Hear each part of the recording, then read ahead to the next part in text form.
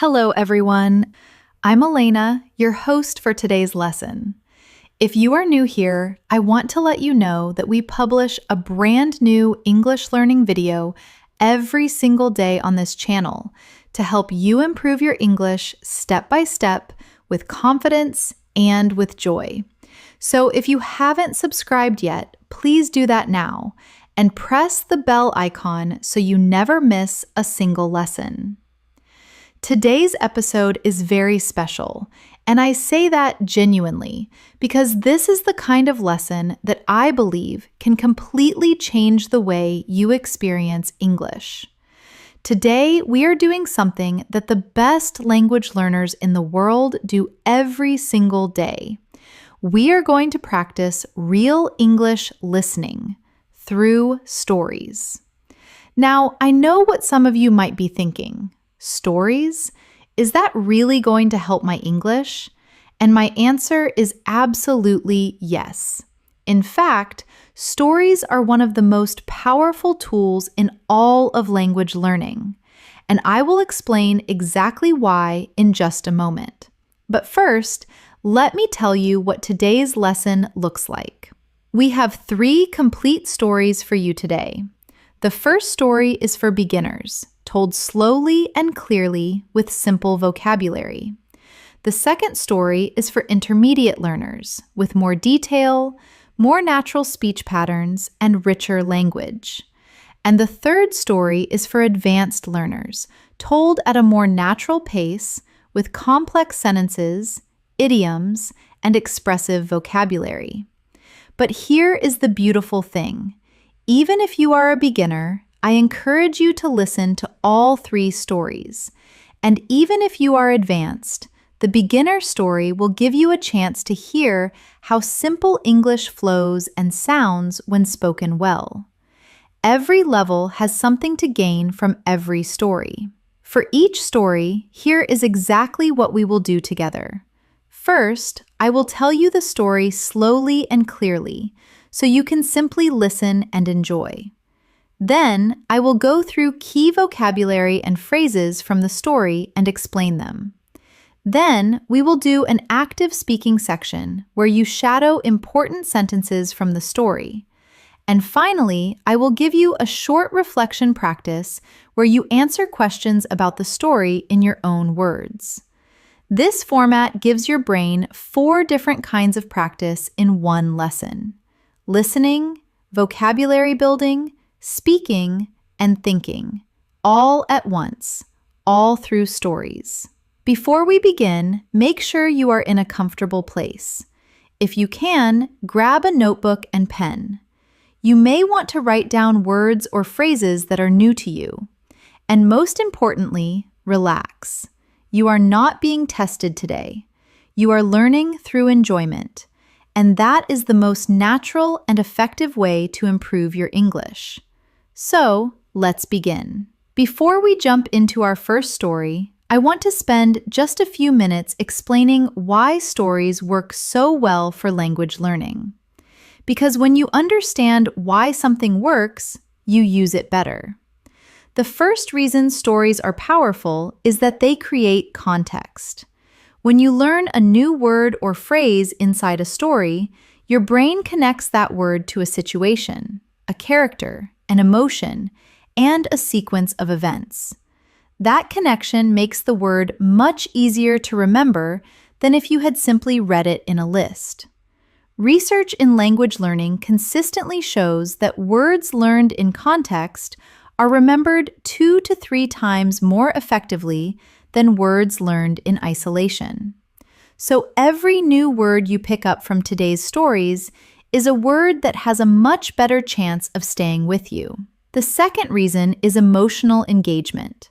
When a story is interesting, when you care about what happens to the characters, your brain releases a small amount of dopamine. That is the chemical associated with pleasure and reward. And when your brain is in that state, it is actually better at absorbing and storing new information. In other words, an interesting story makes your brain want to learn. It makes the process feel natural rather than like hard work. The third reason is rhythm and flow. Every language has its own music, its own rhythm, its own natural melody when spoken well. When you listen to stories told naturally in English, you are absorbing that music.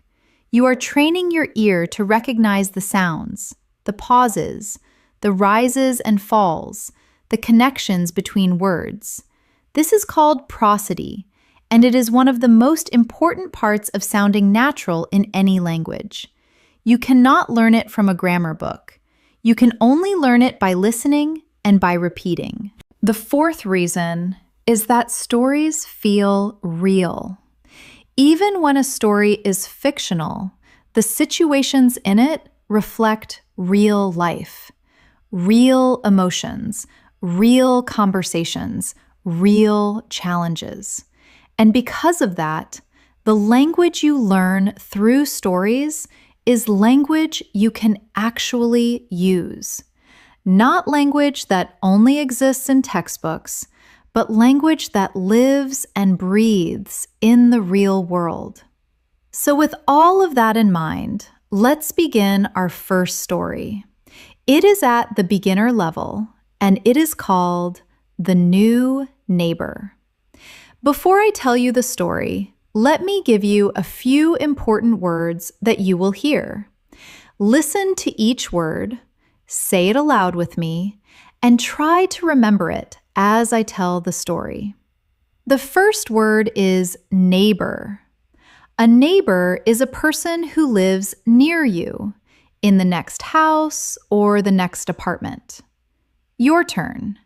Neighbor. The second word is introduce. To introduce yourself means to tell someone your name for the first time. Say it with me. Introduce. The third word is nervous. Nervous means feeling a little afraid or worried about something. Try saying it. Nervous. The fourth word is friendly. Friendly means kind and pleasant, easy to talk to. Your turn. Friendly. The fifth word is invite. To invite someone means to ask them to come somewhere or do something with you. Say it aloud. Invite. Good. Now, let's begin the story. Listen carefully. I will speak slowly and clearly. My name is Sarah. I am 26 years old, and I live in a small apartment in the city. I have lived there for 2 years. I like my apartment. It is small but comfortable. It has a big window, and I can see the park from my bedroom. Last month, something new happened. A new family moved into the apartment next door. Before that, an old man named Mr. Peters lived there. He was very quiet, and we never talked very much. But one day, I saw a moving truck outside, and I knew someone new was coming. On the first day, I heard sounds through the wall. Boxes being opened, furniture being moved, children laughing. I was curious.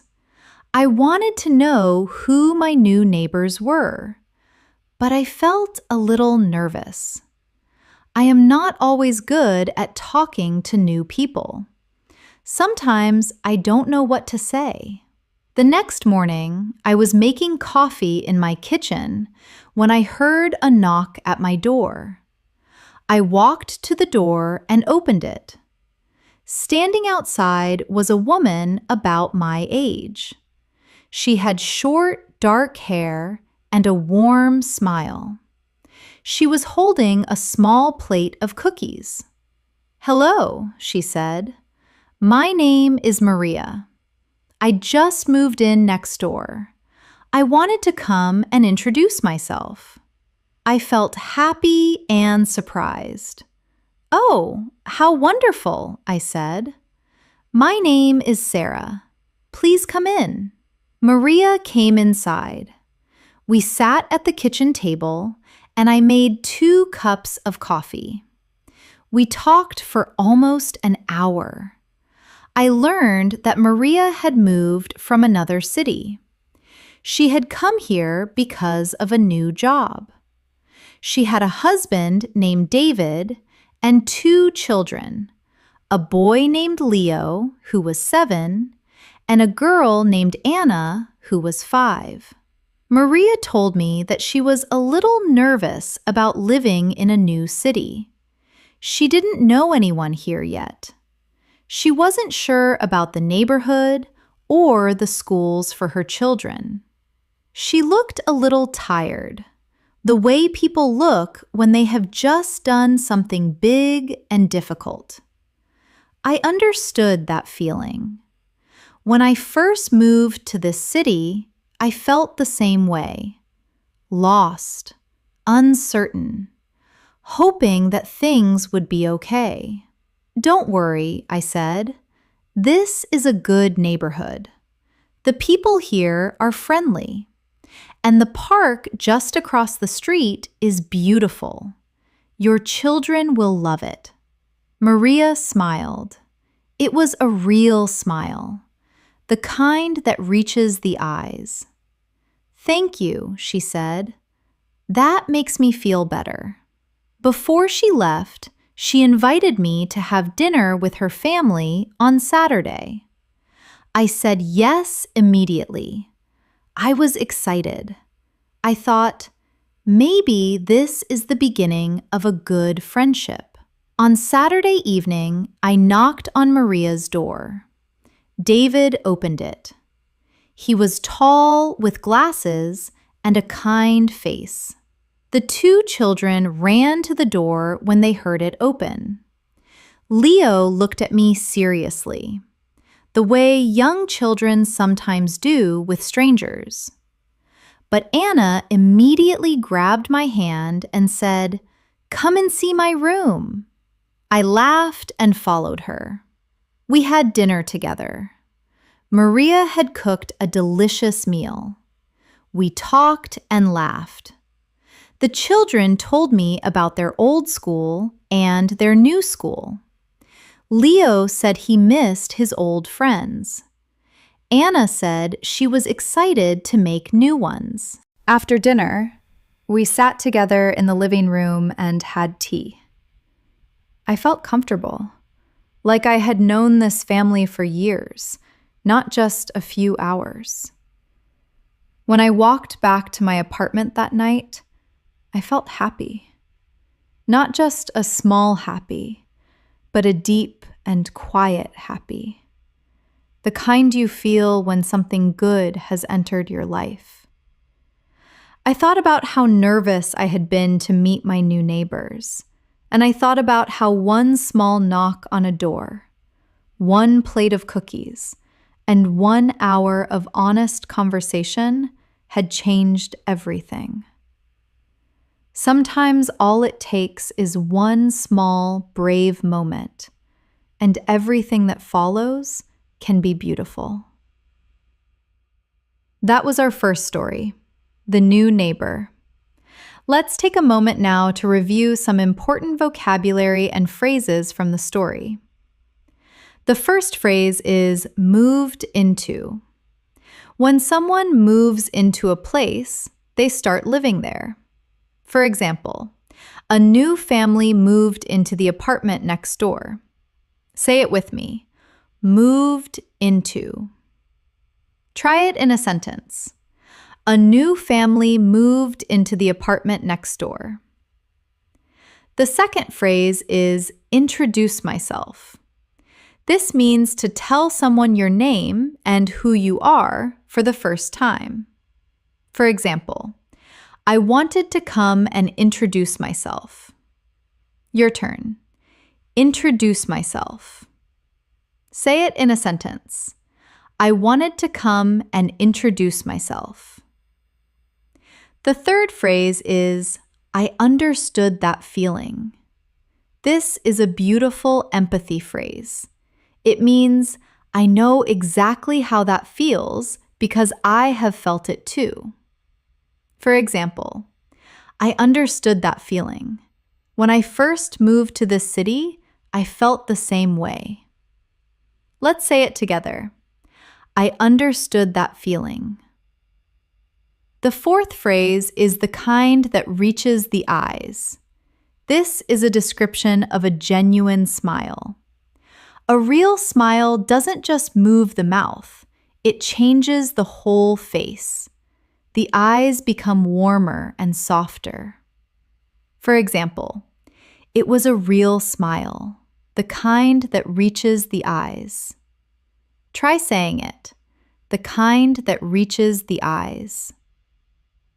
The fifth phrase is a deep and quiet happy.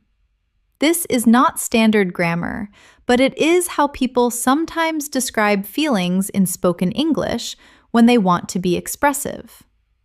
A deep and quiet happy means a calm but strong feeling of happiness. Not excited happiness, but settled and peaceful happiness. Say it aloud. A deep and quiet happy. Now let's do our active speaking practice. I will say a sentence from the story. You say it right back to me. Try to match the rhythm and feeling of the words. Say it with me. My name is Sarah. I am 26 years old and I live in a small apartment in the city. Again. My name is Sarah. I am 26 years old and I live in a small apartment in the city. Your turn. I felt a little nervous. I am not always good at talking to new people. Sometimes I don't know what to say. Again. I felt a little nervous. I am not always good at talking to new people. Sometimes I don't know what to say. Let's try this one. We sat at the kitchen table and I made 2 cups of coffee. We talked for almost an hour. Again, we sat at the kitchen table and I made 2 cups of coffee. We talked for almost an hour. Say it with me. I understood that feeling. When I first moved to this city, I felt the same way. Lost, uncertain, hoping that things would be okay. Again, I understood that feeling. When I first moved to this city, I felt the same way. Lost, uncertain, hoping that things would be okay. Your turn. Sometimes all it takes is one small, brave moment, and everything that follows can be beautiful. Again. Sometimes all it takes is one small, brave moment, and everything that follows can be beautiful. Now, let's do our reflection practice. I will ask you 3 questions about the story. Answer each one out loud in English. Use the add one more technique we practiced before. Don't just give one word. Try to give 2 or 3 sentences. Question 1. Who is Sarah and where does she live? Take a moment, then answer out loud. Go. Question 2. How did Sarah feel when she first saw Maria? Why? Take a moment, then answer out loud. Go. Question 3. What happened at dinner on Saturday? How did Sarah feel afterward? Take a moment, then answer out loud. Go. Well done. That was our beginner story. Take a short breath and let's move into our second story. Our second story is for intermediate learners, and it is called The Job Interview. The vocabulary is richer, the sentences are longer, and the situations are more complex. But don't worry, I will still speak clearly and I will still explain key phrases after the story. Before we begin, here are 5 important words and phrases to listen for. The first is application. An application is a formal request for a job. Your turn. application. The second is opportunity. An opportunity is a chance to do something good or important. Say it with me, opportunity. The third is hesitate. To hesitate means to pause before doing something because you are unsure or nervous. Try saying it, hesitate. The fourth is impression. An impression is the feeling or opinion someone forms about you when they meet you. For example, to make a good impression means to make someone think well of you. Your turn, impression. The fifth phrase is take a deep breath.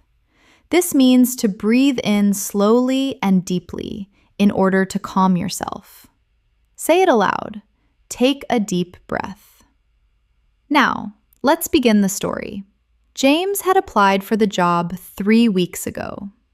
He had spent an entire evening on the application, rewriting his cover letter 4 times before he felt it was good enough to send.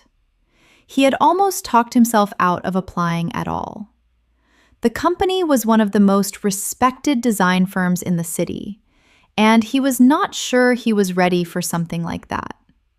But his friend had encouraged him, and in the end, he had clicked the button and sent the email before he could change his mind.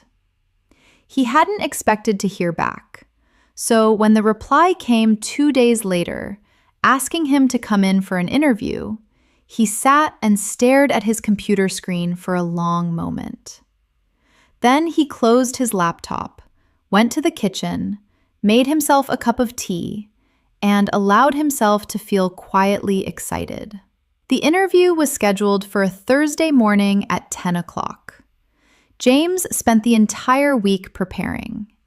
He researched the company's history, read through their most recent projects, studied the names and backgrounds of the people who might be interviewing him.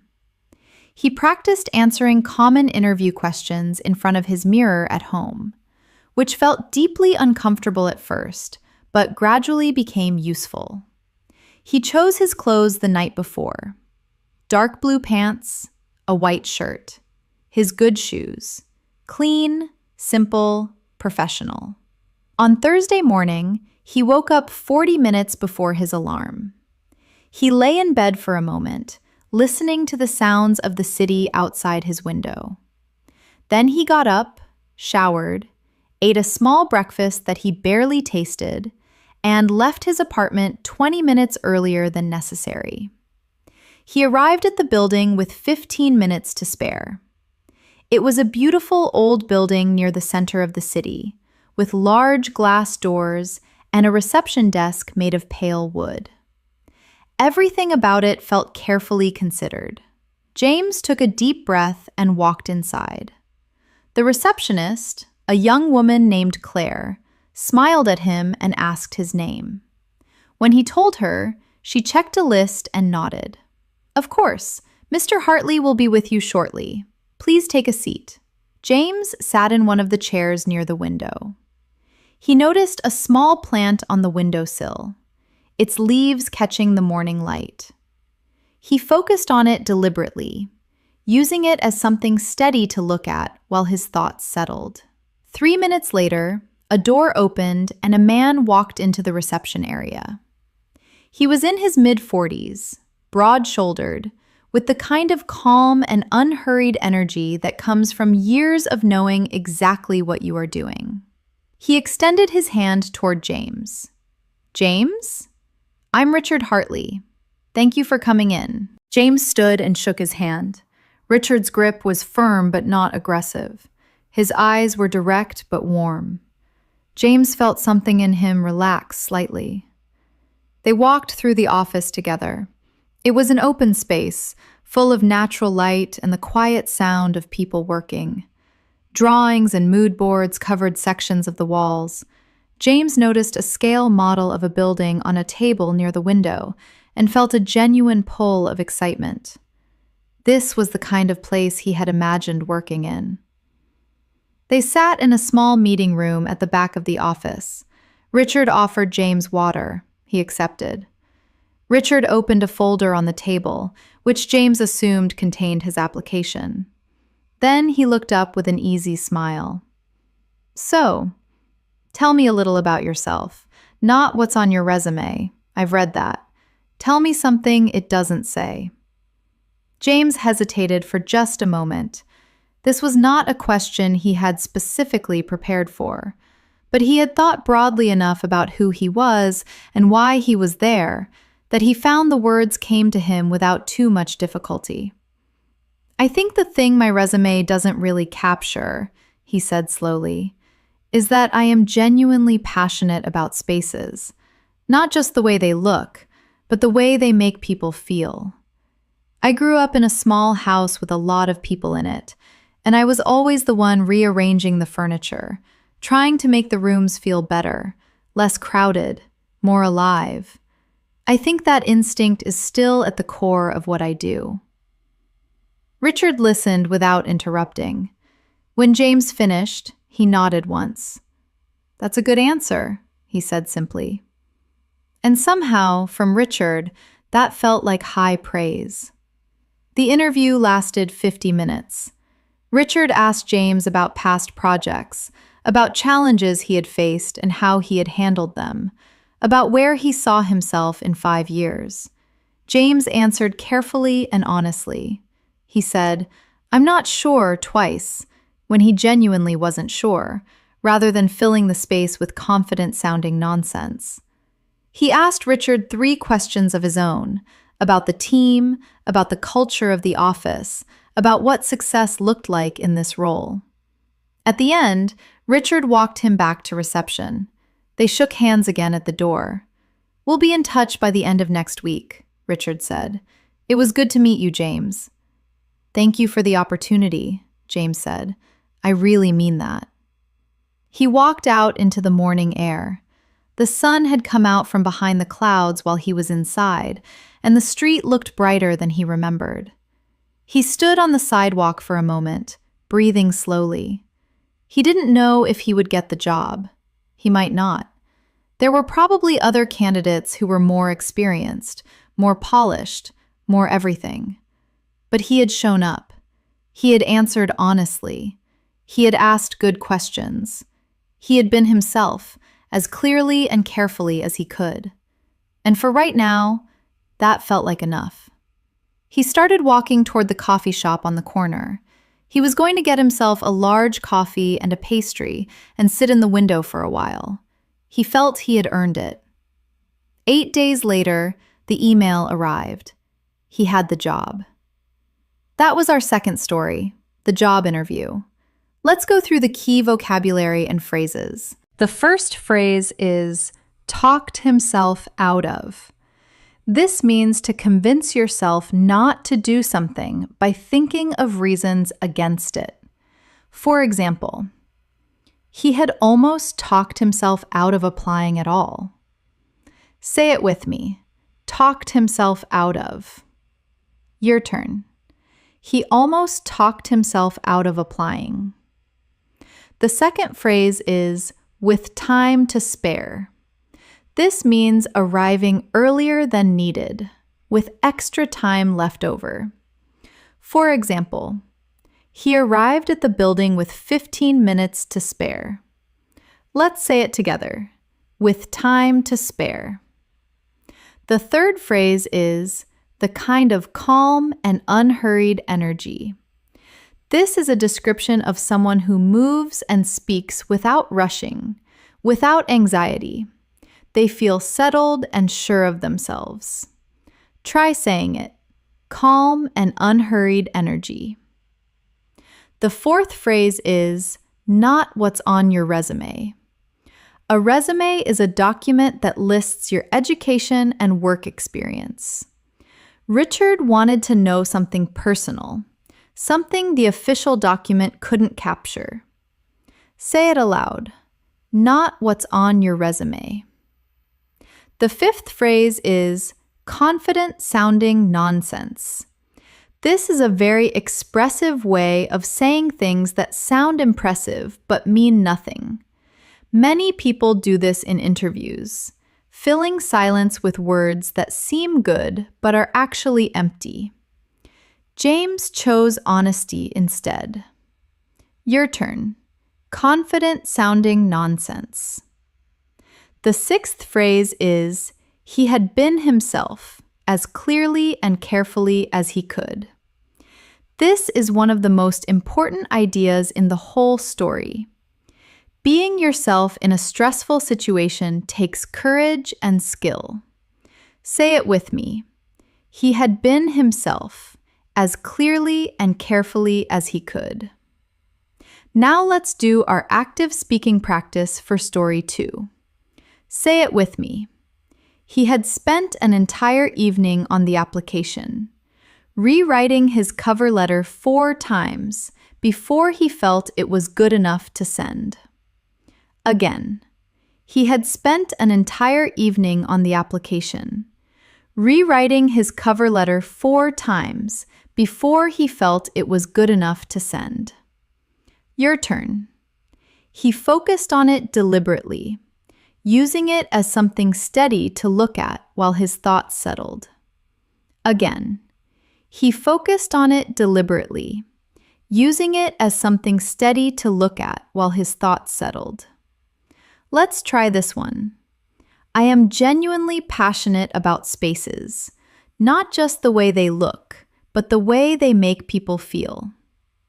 Again, I am genuinely passionate about spaces, not just the way they look, but the way they make people feel.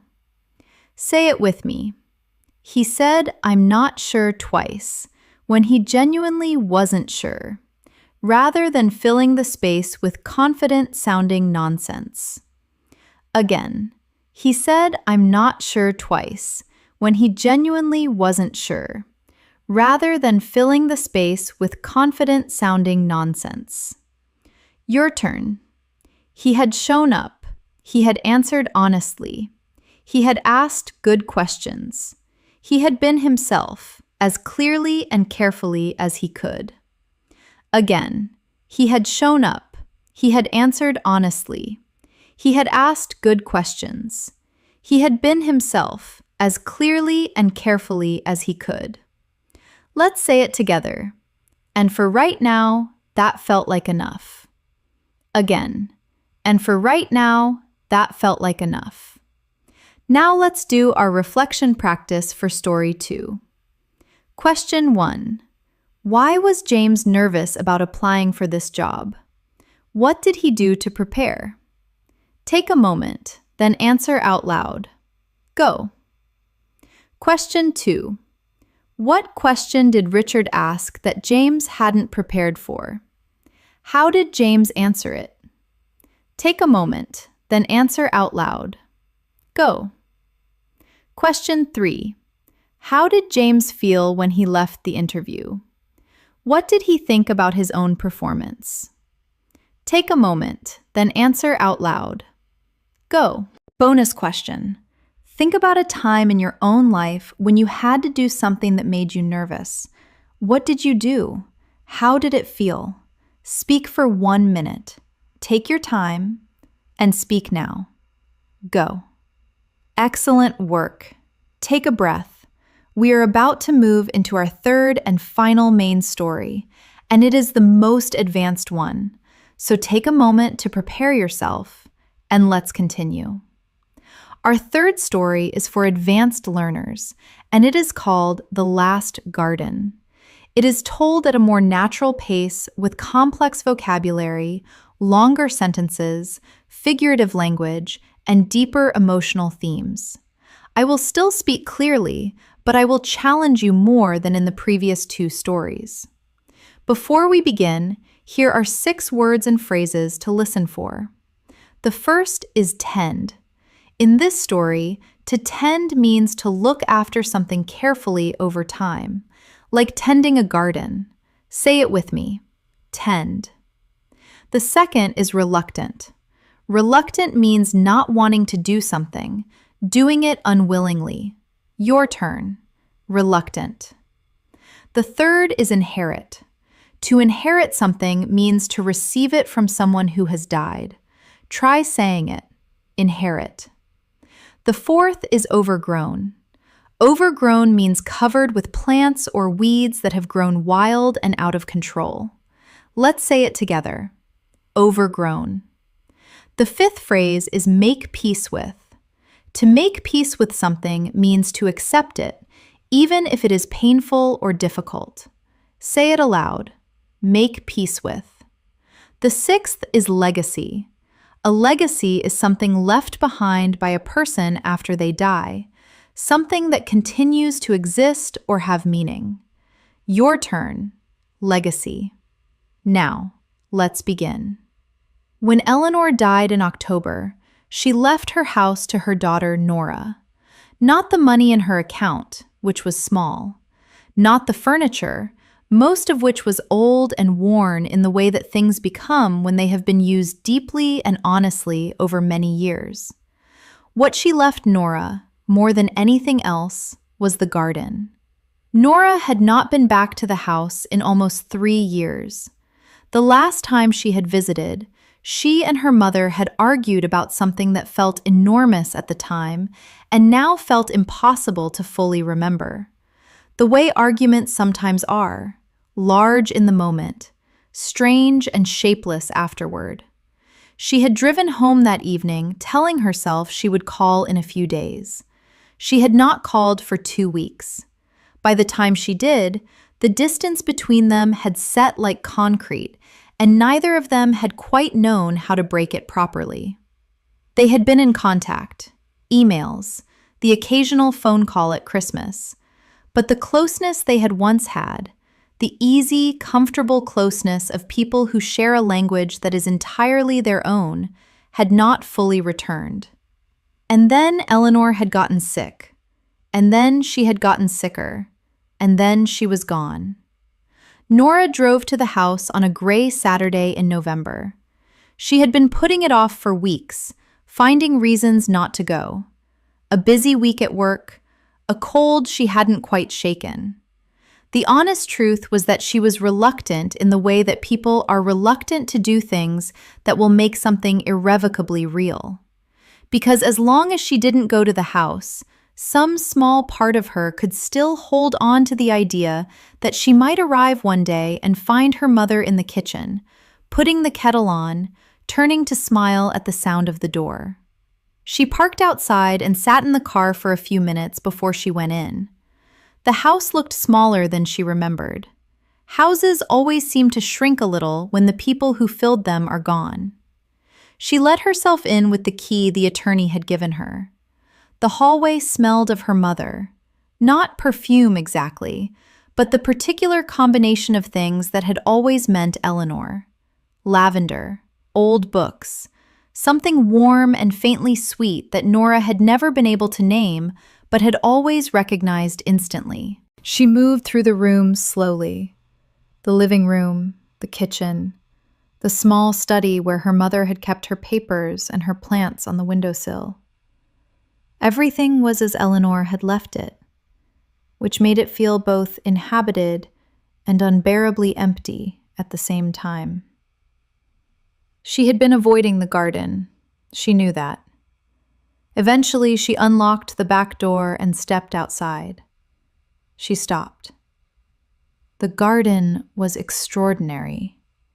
Even in November, even stripped of its summer color, it was extraordinary. Her mother had spent 40 years tending it.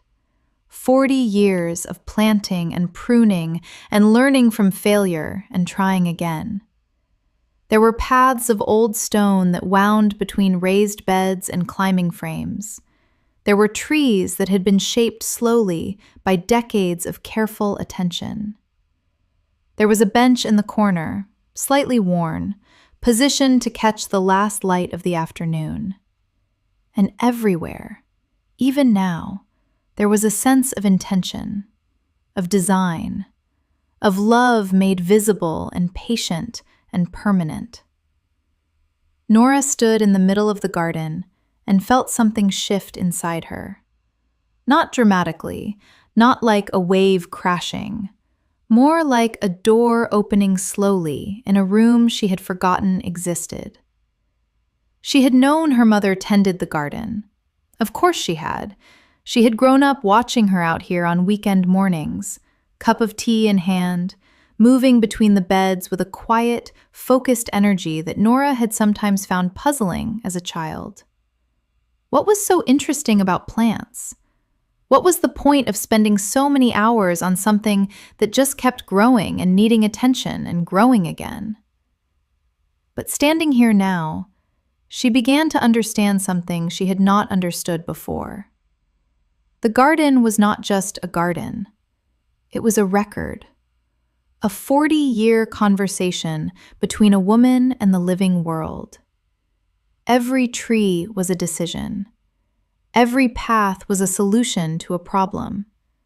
Every plant that had survived the winters was a small victory that Eleanor had shared with no one, or with everyone, depending on how you looked at it. Nora walked slowly along one of the stone paths. She crouched down next to a bed of herbs, rosemary and thyme, and something she couldn't name, and pressed her fingers gently into the soil. It was cold and dark and good-smelling in the particular way that healthy earth smells. She thought about all the things she had wanted to say to her mother and hadn't said. The apologies, the explanations, the simple sentences that might have rebuilt what the argument had damaged if she had found the courage to say them in time. She thought about how easy it is to believe that time is infinite, that there will always be another chance, another phone call, another visit, another Saturday.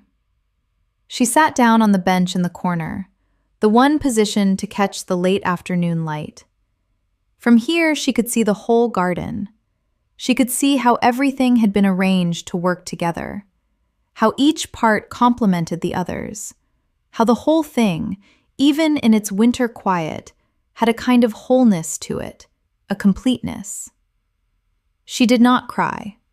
She had cried a great deal in the weeks since Eleanor had died, and she had thought she might be finished with that for a while. Instead, she sat very still and let the garden be around her, and tried to make peace with all the things she could not change. She sat there for a long time. When she finally stood up, the light had shifted and the garden had gone quiet in the way that outdoor spaces do in the late afternoon of a gray November day. She brushed the earth from her fingers and looked around one more time. She made a decision then. Not a dramatic decision, just a quiet one. She was going to learn to tend the garden.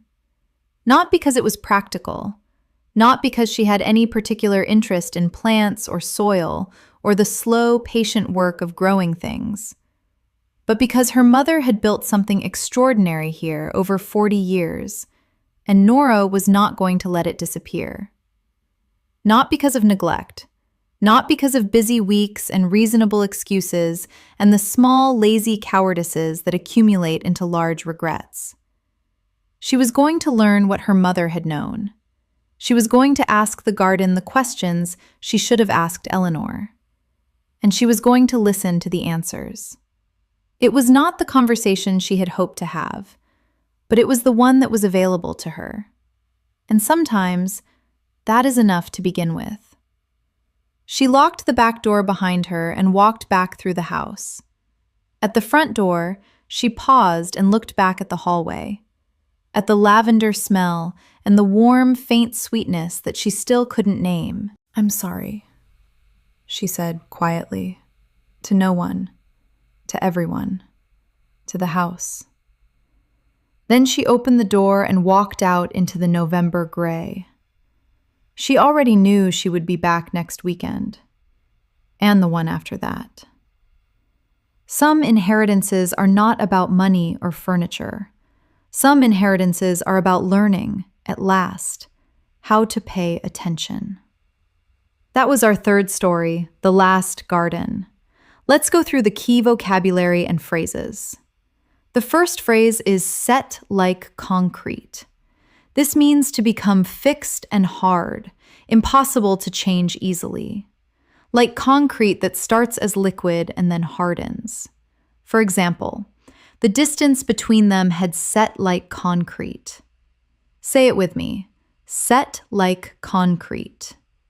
The second phrase is irrevocably real. Irrevocably means in a way that cannot be undone or reversed. So irrevocably real means real in a permanent and unchangeable way. Nora didn't want to go to the house because going would make her mother's death permanently and undeniably real. Your turn. Irrevocably real.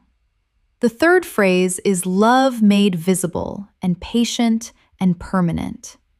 This is figurative language, describing the garden as a physical expression of Eleanor's love, something you could see and touch. The garden showed love through years of quiet work. Let's say it together. Love made visible and patient and permanent. The fourth phrase is a 40-year conversation between a woman and the living world. This is a beautiful metaphor. A conversation usually happens between two people talking, but here it describes the relationship between Eleanor and her garden, a relationship built through action and attention over many years. Try saying it. A 40-year conversation between a woman and the living world. The fifth phrase is make peace with all the things she could not change. This means to accept painful realities rather than fighting against them. Nora could not undo her arguments with her mother. She could not bring her back. She could only accept those facts and find a way to move forward. Say it aloud. Make peace with all the things she could not change. The sixth phrase is the small, lazy cowardices that accumulate into large regrets. Cowardice means the failure to be brave when bravery is needed. This phrase describes how small moments of avoiding difficult things, phone calls not made, apologies not given, visits not taken, add up over time into enormous regrets. Your turn. The small, lazy cowardices that accumulate into large regrets. The seventh phrase is some inheritances are not about money or furniture. This is the thematic heart of the story. Nora inherited a garden, but really she inherited something deeper, a way of seeing, a practice of attention, a connection to her mother that was still possible through the work of tending something Eleanor had loved. Say it with me. Some inheritances are not about money or furniture. Now let's do our active speaking practice for story 3. These are longer and more complex sentences. Take your time with them. Say it with me. She had been putting it off for weeks, finding reasons not to go. Again, she had been putting it off for weeks, finding reasons not to go. Your turn. The house looked smaller than she remembered. Houses always seem to shrink a little when the people who filled them are gone. Again, the house looked smaller than she remembered. Houses always seem to shrink a little when the people who filled them are gone. Let's try this one. Everything was as Eleanor had left it, which made it feel both inhabited and unbearably empty at the same time. Again, everything was as Eleanor had left it, which made it feel both inhabited and unbearably empty at the same time. Say it aloud. Not because she had any particular interest in plants or soil or the slow, patient work of growing things, but because her mother had built something extraordinary here over 40 years, and Nora was not going to let it disappear. Again, not because she had any particular interest in plants or soil or the slow, patient work of growing things, but because her mother had built something extraordinary here over 40 years, and Nora was not going to let it disappear. Your turn. Some inheritances are not about money or furniture. Some inheritances are about learning, at last, how to pay attention. Again, some inheritances are not about money or furniture. Some inheritances are about learning, at last, how to pay attention. Let's say it together. It was not the conversation she had hoped to have, but it was the one that was available to her. And sometimes that is enough to begin with. Again, it was not the conversation she had hoped to have, but it was the one that was available to her. And sometimes that is enough to begin with. Now let's do our reflection practice for story 3. Question 1. Why had Nora been avoiding going to the house? What was she afraid of? Take a moment. Think carefully. Then answer out loud. Go. Question 2. What did Nora discover when she finally went into the garden? What did she understand about her mother that she hadn't understood before? Take a moment. Then answer out loud. Go. Question 3. What decision did Nora make at the end of the story? Why did she make it? Take a moment. Then answer out loud. Go. Bonus question. Think about someone in your life who has taught you something important, not by telling you directly, but through the way they lived or the things they did. Speak about that person for 2 minutes in English. Take your time and speak now. Go. Now I want to do something very special with you. We are going to do a full shadowing session using sentences from all 3 stories. Shadowing is when you repeat a sentence immediately after you hear it, trying to match the rhythm, the pace, the rises and falls in the voice.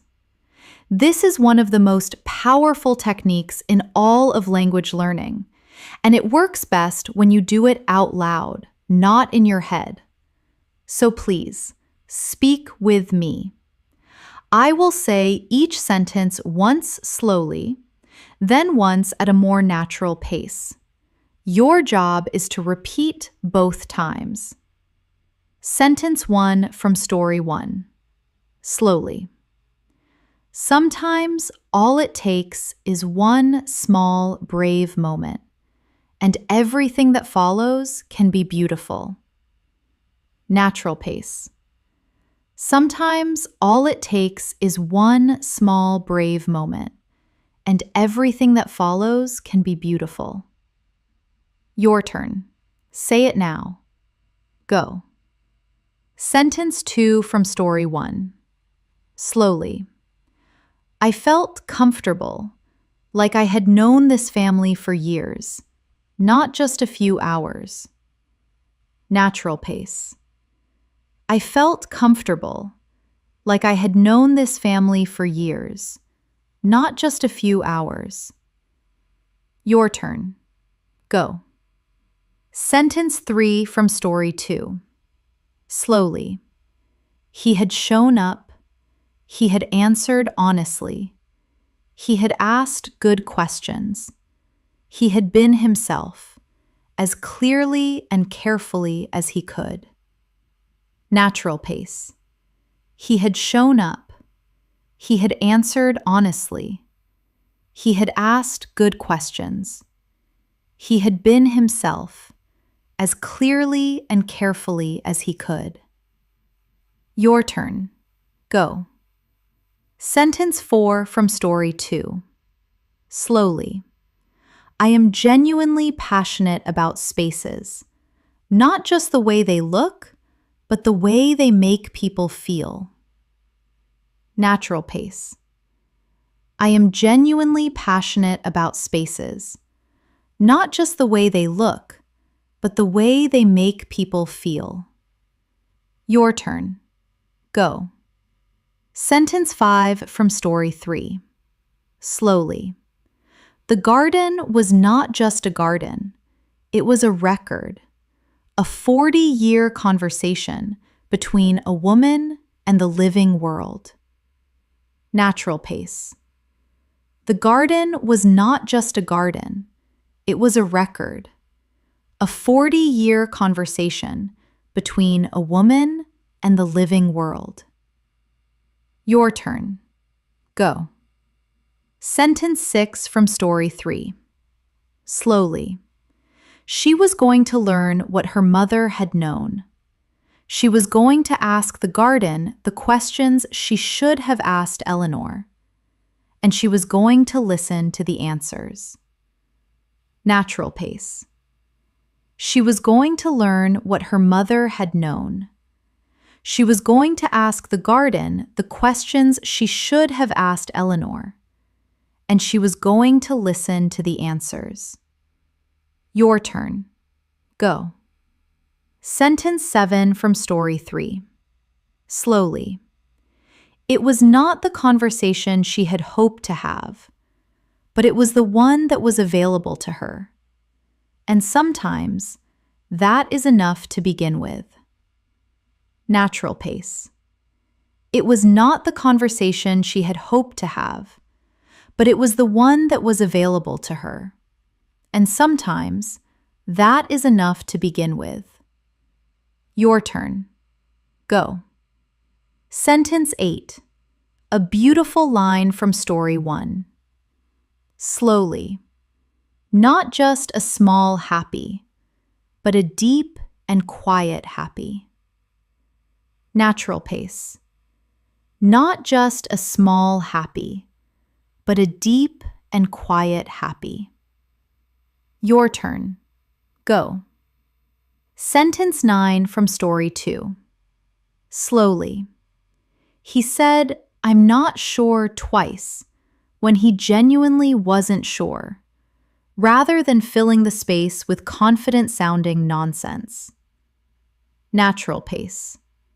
He said, "I'm not sure" twice, when he genuinely wasn't sure, rather than filling the space with confident-sounding nonsense. Your turn. Go. Sentence 10 from Story 3. Slowly. Some inheritances are not about money or furniture. Some inheritances are about learning, at last, how to pay attention. Natural pace. Some inheritances are not about money or furniture. Some inheritances are about learning, at last, how to pay attention. Your turn. Go. Wonderful. You have just shadowed 10 sentences from 3 different levels of English. Each one is different in complexity, in rhythm, in feeling.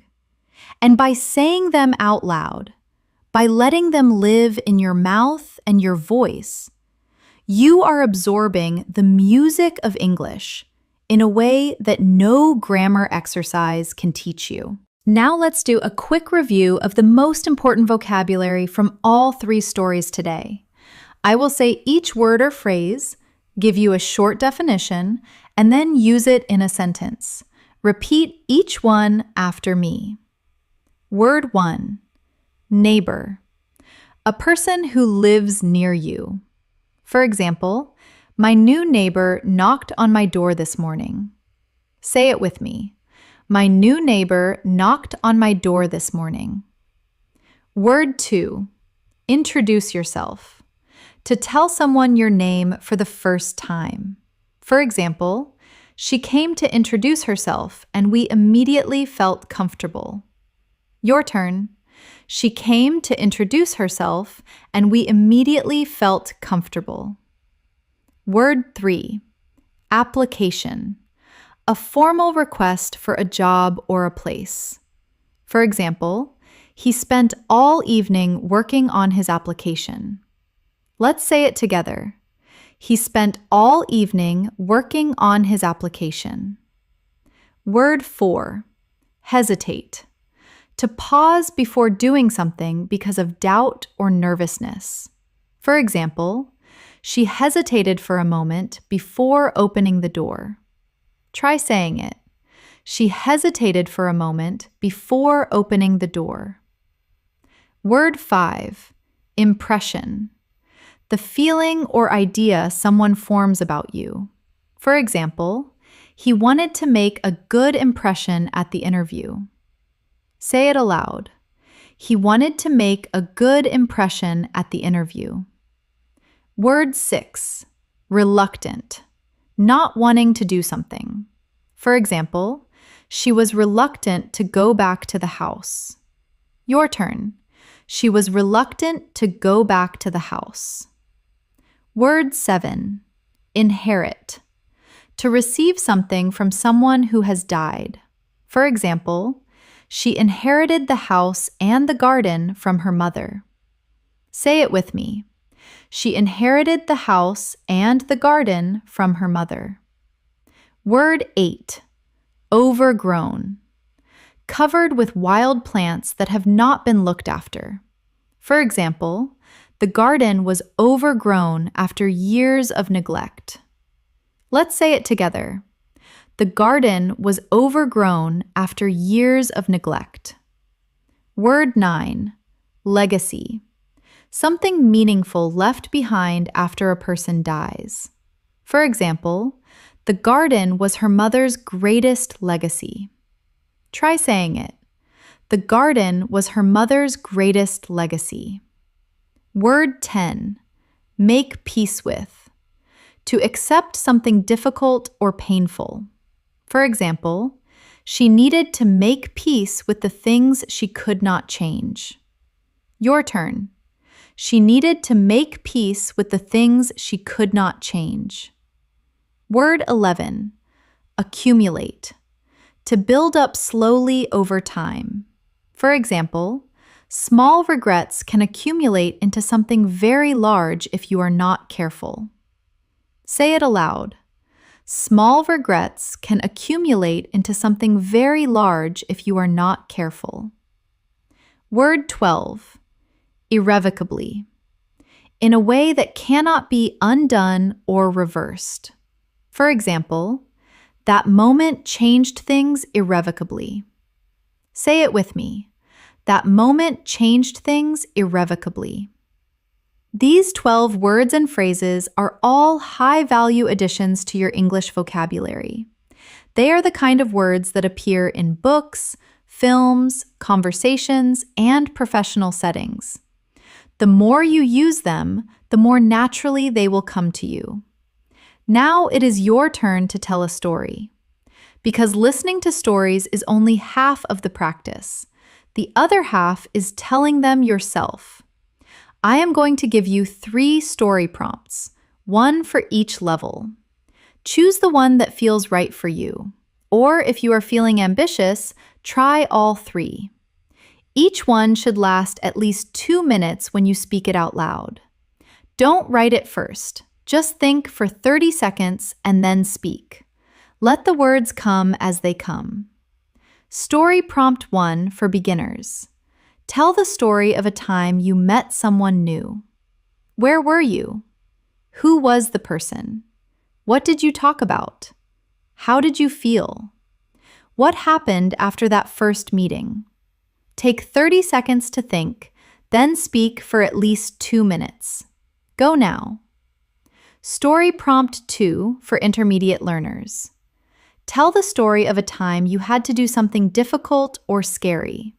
Maybe a presentation, maybe an exam, maybe a conversation you had been avoiding. What happened before, during, and after?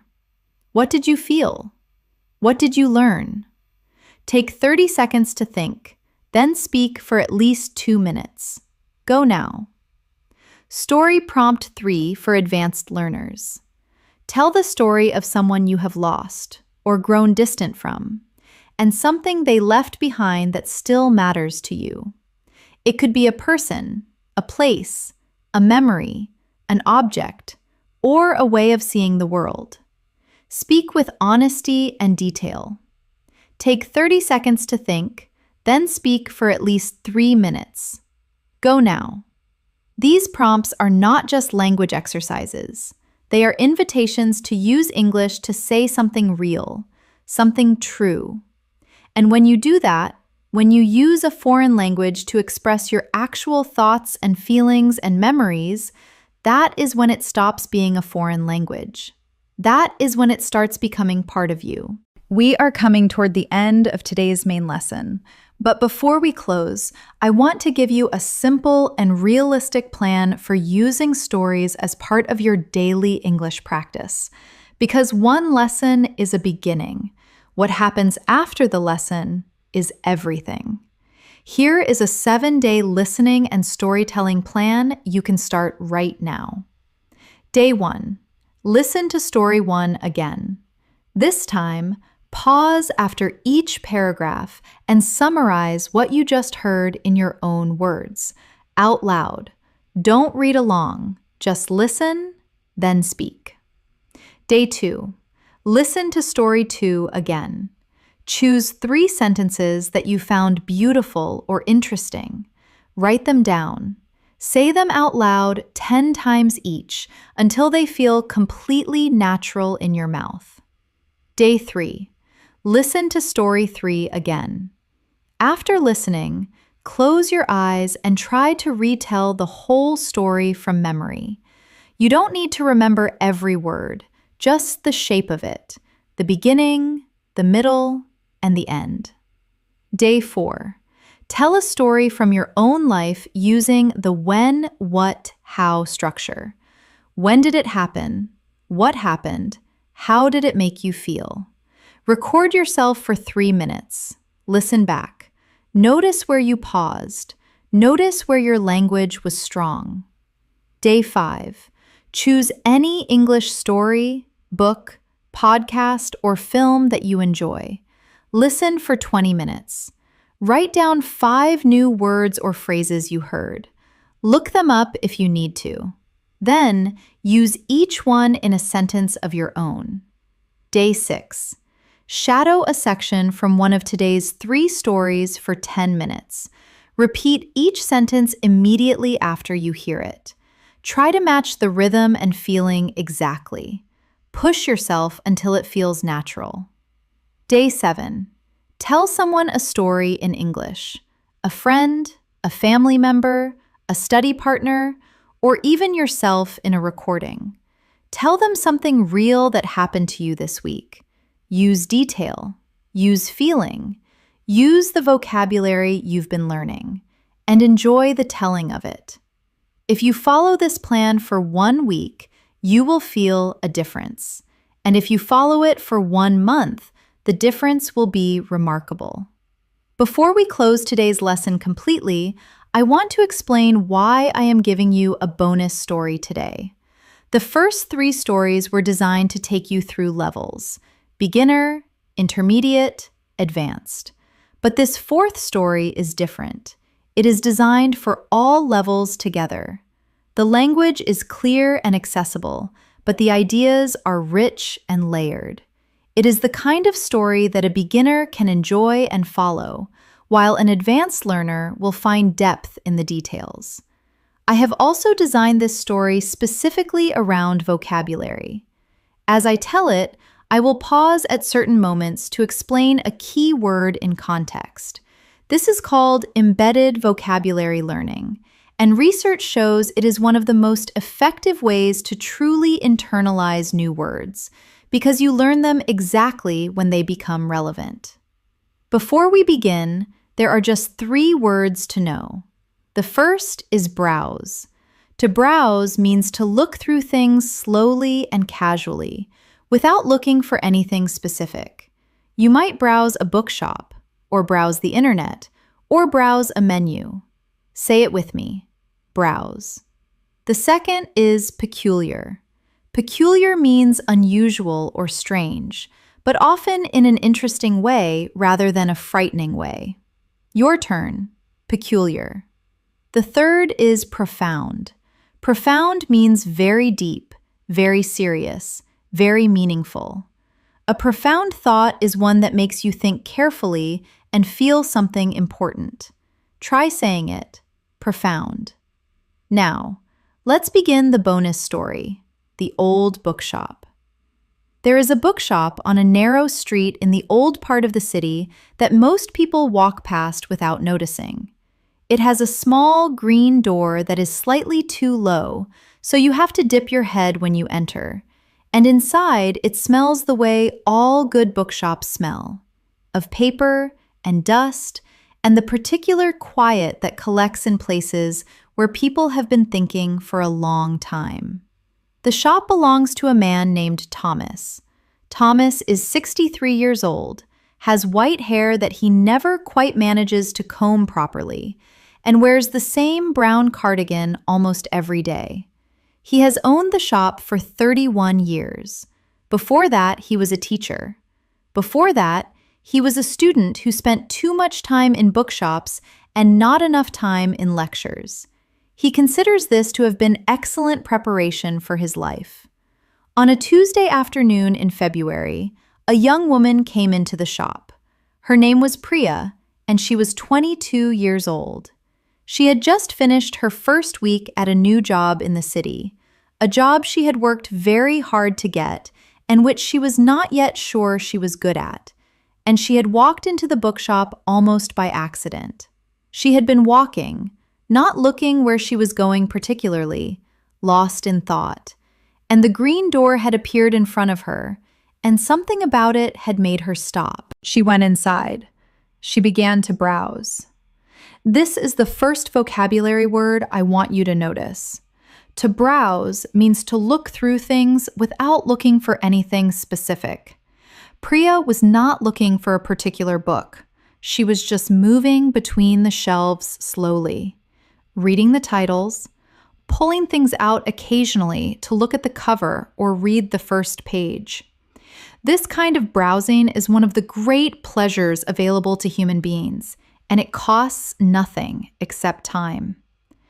Thomas was sitting behind the desk at the back of the shop. He was reading. He looked up when Priya came in and nodded once, then returned to his book. This is the correct behavior for a bookshop owner: to acknowledge the customer, to make them feel welcome, but to give them space. Thomas had learned long ago that the worst thing you can do to someone browsing a bookshop is talk to them. Priya spent about 20 minutes moving through the shelves. She picked up 6 books and put 5 of them back. The 6th was a small collection of short stories by a writer she had never heard of. The cover was plain and the title was simple. She opened to the first page and read the opening paragraph. And then she stood in the middle of the bookshop aisle and read the second paragraph. And then the third. And then she realized she had been standing there for 7 minutes, and she went to the desk and bought the book. "Good choice," Thomas said. Priya looked at him. "Have you read it?" "Twice," he said. "The third story is the best one, but don't skip to it. Read them in order." She nodded. She thanked him. She left. She came back the following Tuesday. She had finished the book. She had read the third story twice. "You were right," she said, "about the third story." Thomas smiled. It was a small and satisfied smile. The smile of a person who has recommended something they love and had it received well. "I usually am," he said, "about books." She laughed. It was the first time she had laughed all week. She hadn't realized until that moment how much she had needed to. "Can I ask you something peculiar?" she said. There is the second vocabulary word: peculiar. Unusual, strange, but in an interesting way. Priya is about to ask something that might seem odd or unexpected, but she feels comfortable enough in this space with this man to ask it anyway. "Of course," Thomas said. "How do you know which books to recommend to people? You barely saw me for 2 seconds before I bought that one." Thomas considered the question seriously. He did not give quick answers to questions that deserved careful ones. "I watch how people browse," he said finally.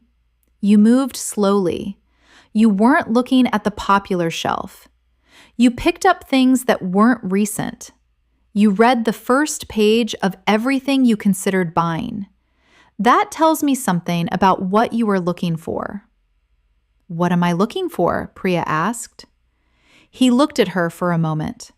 "Something real," he said. "Something that will tell you the truth about something." She was quiet for a moment. She thought about her week, about the new job and the uncertainty, and the feeling of being slightly lost in a city that had not yet become familiar. "Yes," she said, "I suppose that's right." Thomas reached under the desk and brought out a book. It was thin. The spine was worn in a way that suggested it had been read many times. "Try this one," he said. "It's about a woman who moves to a new city and doesn't know anyone. It's honest and it's funny. And by the end, you'll feel less alone." He handed it to her. She looked at the cover. Then she looked at him. "How much is it?" "Take it," he said. "Bring it back when you're done. Or keep it if it helps you." She tried to pay. He would not accept the money. She left feeling something she could not quite name, something warm and unexpected and slightly profound. There is the third vocabulary word: profound, deep, meaningful, important in a way that is hard to fully explain. The feeling Priya had leaving the shop was not large or dramatic, but it was profound, because a stranger had seen something true about her and had responded with kindness, and that had mattered more than she could have anticipated. She came back every Tuesday after that. Sometimes she bought something. Sometimes she just browsed and talked to Thomas for a while. She learned that he had been married for 34 years to a woman named Helen, who had died 4 years ago. That he had a son who lived in another country and called every Sunday. That he had read over 3,000 books and could still be surprised by them. That he kept a list of every book he had ever read in a notebook that lived in the top drawer of his desk. Thomas learned that Priya had grown up far from this city, that she had wanted to be a writer when she was 12, and had given up on the idea when she was 17 because someone had told her it was impractical. That she still wrote sometimes, in private, in a notebook she kept under her bed. That the new job was getting easier, that she had found a cafe she liked, that she was starting to feel at home. By April, she had found 2 friends in the city. By June, she felt the place had become hers. She still visited the bookshop every Tuesday. One afternoon, she brought Thomas a short piece of writing she had done. She slid it across the desk without saying anything. He read it slowly while she pretended to browse. When he finished, he looked up. "You're a writer," he said. It was not a question. "I don't know," she said. "I do," he said. And then he went back to his book. She stood in the aisle for a moment. Her heart was doing something unusual. Then she picked a book off the shelf, paid for it, and left. She went home and opened her notebook. She wrote for 3 hours. That was the beginning of something. She didn't know yet what it would become. But beginnings rarely announce themselves clearly. They arrive quietly, in narrow streets, through low green doors, in the particular smell of old paper, and in the honest eyes of a stranger who sees something in you before you have seen it yourself. That was our 4th story, The Old Bookshop. Let's review the 3 embedded vocabulary words one more time. To browse. To look through things slowly and without a specific purpose. For example, she spent 20 minutes browsing the shelves. Say it with me. She spent 20 minutes browsing the shelves. Peculiar. Strange or unusual in an interesting way. For example, can I ask you something peculiar? Your turn. Can I ask you something peculiar? Profound. Very deep and meaningful. For example, she left feeling something slightly profound. Let's say it together. She left feeling something slightly profound.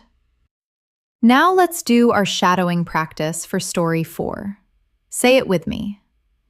There is a bookshop on a narrow street in the old part of the city that most people walk past without noticing. Again. There is a bookshop on a narrow street in the old part of the city that most people walk past without noticing. Your turn. This kind of browsing is one of the great pleasures available to human beings, and it costs nothing except time. Again.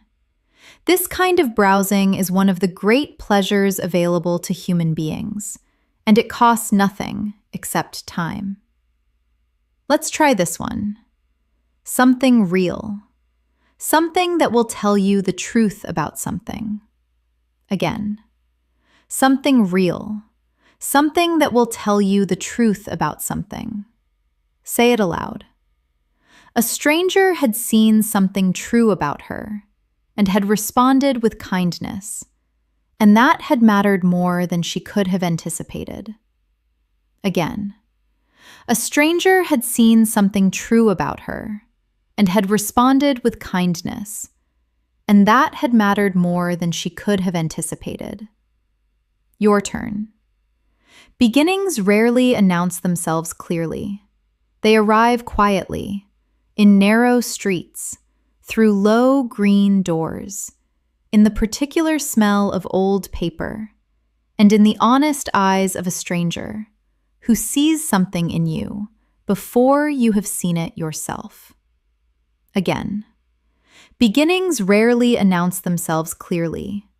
They arrive quietly, in narrow streets, through low green doors, in the particular smell of old paper, and in the honest eyes of a stranger who sees something in you before you have seen it yourself. Now your reflection questions for story 4. Question 1. Why do you think Priya went into the bookshop? What was she really looking for? Take a moment, then answer out loud. Go. Question 2. What made Thomas a good bookshop owner? What did he understand about people? Take a moment, then answer out loud. Go. Question 3. What happened to Priya over the months she visited the bookshop? How did she change? Take a moment, then answer out loud. Go. Bonus question. Think about a place in your life that has felt like a safe or special space for you. A shop, a park, a library, a room, anywhere. Describe it in detail in English. Speak for 2 minutes. Take your time and speak now. Go.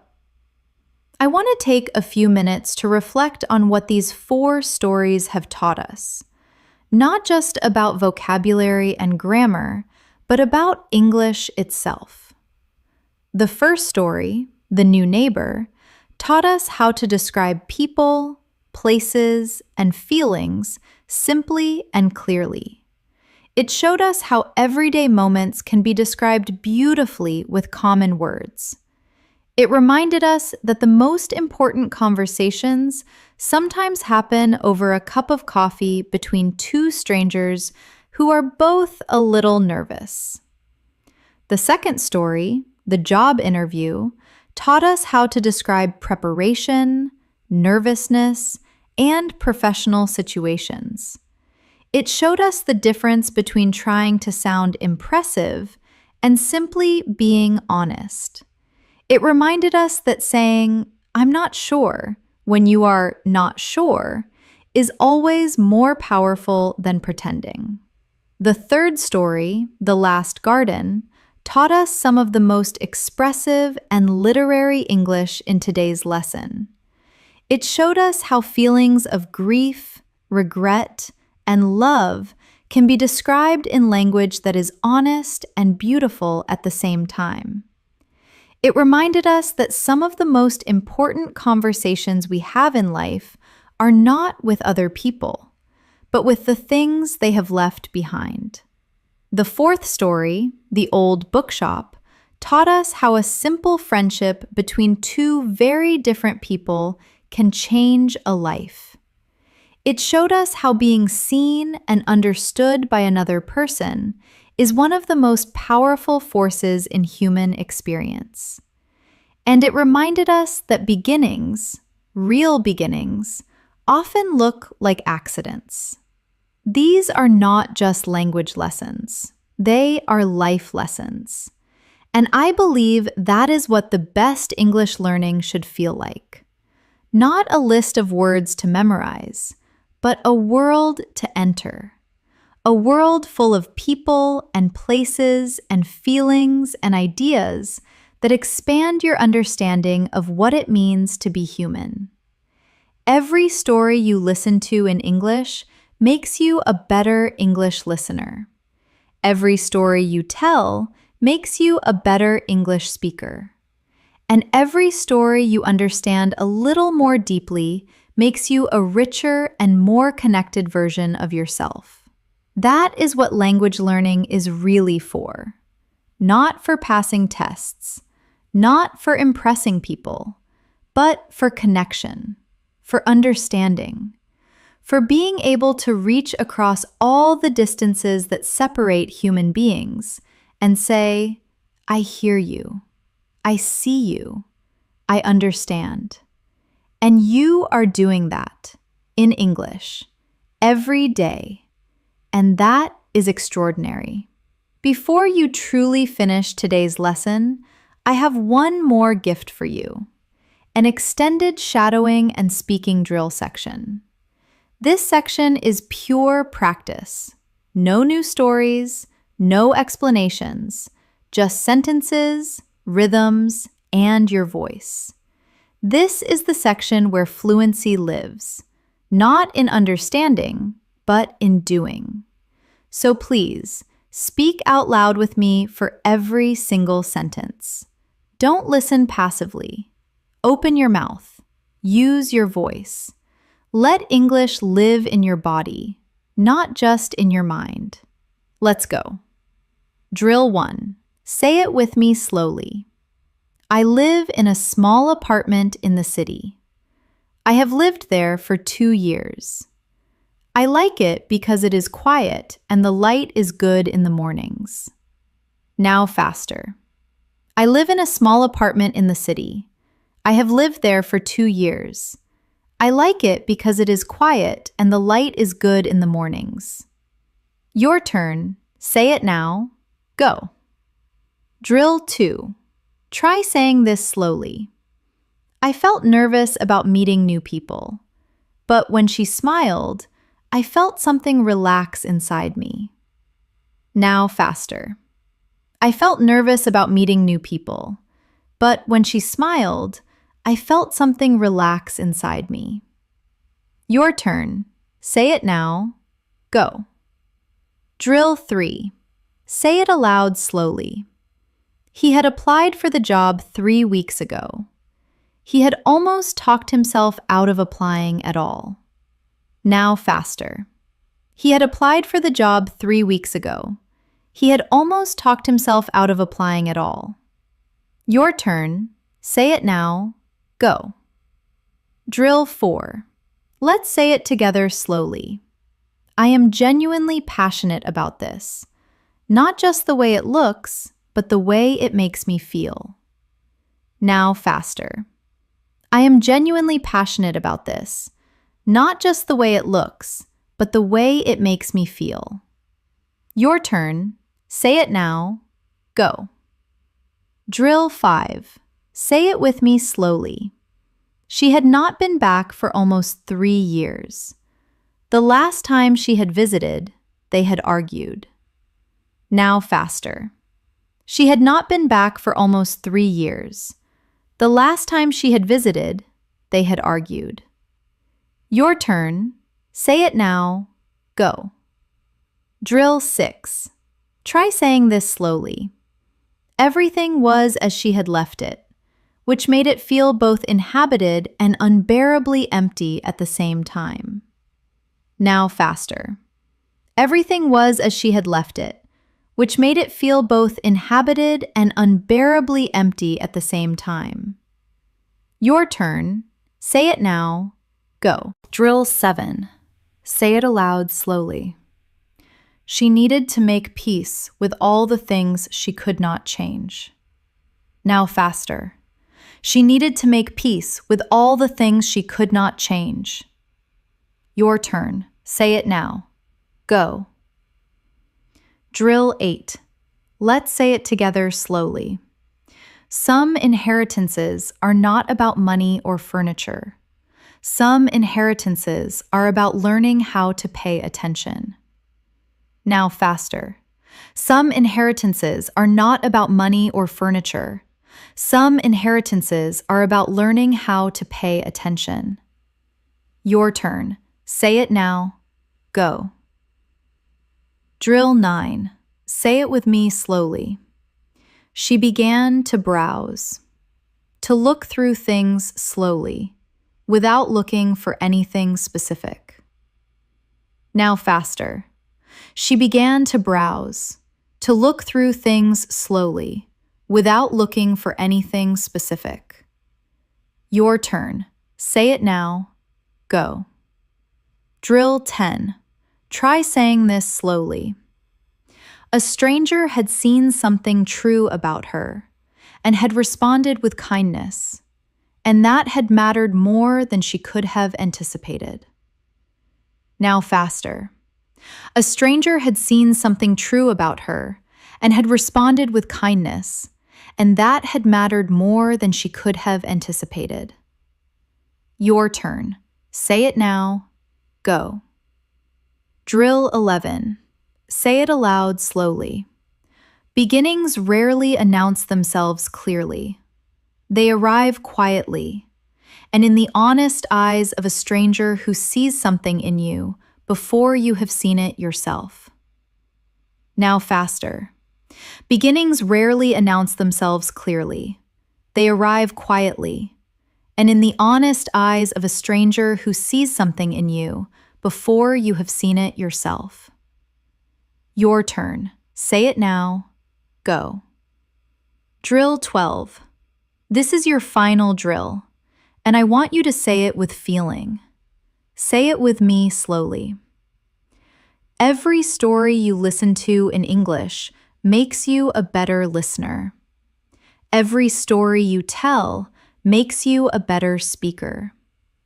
And every story you understand a little more deeply makes you a richer and more connected version of yourself. Now faster. Every story you listen to in English makes you a better listener. Every story you tell makes you a better speaker. And every story you understand a little more deeply makes you a richer and more connected version of yourself. Your turn. One last time, with feeling. Go. We have one final challenge for you today, and this is the most important one of all. I want you to write, or rather speak, your own short story, in English, right now, without preparing too much, without worrying about mistakes. Just think for 1 minute and then speak for 3 to 5 minutes. Here is your story prompt. Think about one ordinary day in your life that turned out to be more important than it seemed at the time. Maybe you met someone who changed things for you. Maybe you went somewhere new and felt something unexpected. Maybe you did something small that led to something big. Maybe you had a conversation that you still think about. That is your story. Not a dramatic story, not a perfect story. Just a true one. Use everything we have practiced today. Describe the setting. Describe the people. Describe how you felt. Use past tense to tell what happened. Use feeling words. Use detail. Use the rhythm of English that you have been practicing through all 4 stories. Take 1 minute now to think. Close your eyes if it helps. Let the memory come to you. Are you ready? Speak now. 3 to 5 minutes. Go. How did that feel? Whatever came out, it was yours. It was real English. It was your story, told in a language that is becoming more and more your own. That is the most powerful thing you can do as an English learner. Not repeat after someone else, but create something that didn't exist before. A story in English that only you could tell, because it is your life, your experience, your voice. Keep telling your stories, in English, out loud, every day. I want to leave you with one final thought about stories and language learning, because I think it is something that often gets overlooked in traditional lessons. The world is full of stories in English, not just in books and films, but everywhere. Every conversation you overhear, every song you listen to, every social media post, every news article, every podcast, every email from a colleague, every text message from a friend. All of it is story. All of it is language in context. All of it is practice material waiting to be used. One of the best habits you can build as an English learner is to start noticing stories around you. When you watch a film in English, don't just try to understand the plot. Pay attention to how the characters speak to each other. Notice the phrases they use when they are nervous. Notice how they express affection. Notice how they argue and how they apologize. Notice the rhythm of their speech when they are excited versus when they are tired. When you listen to a podcast in English, do the same thing. Don't just absorb the information. Listen to the shape of the sentences. Listen for the thinking phrases people use when they are considering a difficult question. Listen for how they transition between ideas. Listen for the words they choose when they want to emphasize something important. And when you read in English, even something short, read it twice. The first time for meaning, the second time for language. The second time, notice a sentence that you find beautiful or interesting. Copy it into a notebook. Say it out loud. Think about why it works. What makes it clear? What makes it memorable? This is what passionate language learners do. They don't just study English, they live inside it as much as possible. They treat every encounter with the language as an opportunity to absorb something new. And gradually, this is how English stops being something you study and becomes something you simply have. Like a room you know so well you can move through it in the dark. That is where you are headed. And today was one more step in that direction. Well done, truly. Today you have listened to 4 complete stories in English at beginner, intermediate, advanced, and all levels. You have shadowed key sentences from every story. You have practiced vocabulary in context. You have answered reflection questions. You have told your own stories. And you have done all of this in English. That is a full and powerful lesson, and you should feel genuinely proud of yourself for completing it. Remember, the best thing you can do after a lesson like this is not to move on immediately. Sit with it for a moment. Let the stories settle. Come back tomorrow and listen to one of them again. Notice what you understand better the second time. Notice what new words jump out at you. Notice how the rhythm of the language feels more familiar. Fluency is built in layers. Today was one layer. Tomorrow will be another. And every day you practice, every story you listen to, every sentence you repeat out loud is another layer placed carefully on top of the ones before it. Until one day, not so far from now, you will realize that English no longer feels like something you are learning. It feels like something you already know. Keep listening, keep speaking, keep telling your stories, in English and in life. Before you go, please subscribe to English in Moments and press the bell icon so you never miss a new lesson.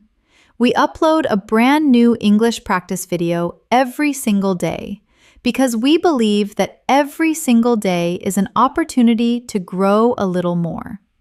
Thank you so much for being here today. I'm Elena, and I will see you in the very next lesson.